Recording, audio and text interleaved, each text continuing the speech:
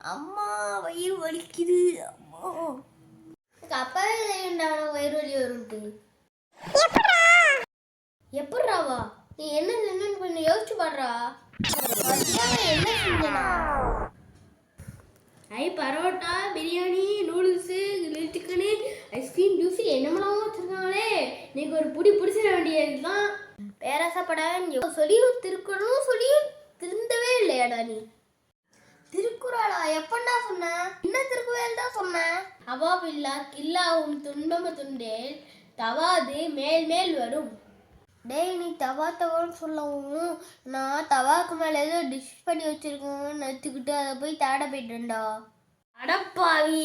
சரி, அதுக்கு என்னடா மீனிங் இப்போ சொல்றா கேட்குறேன்.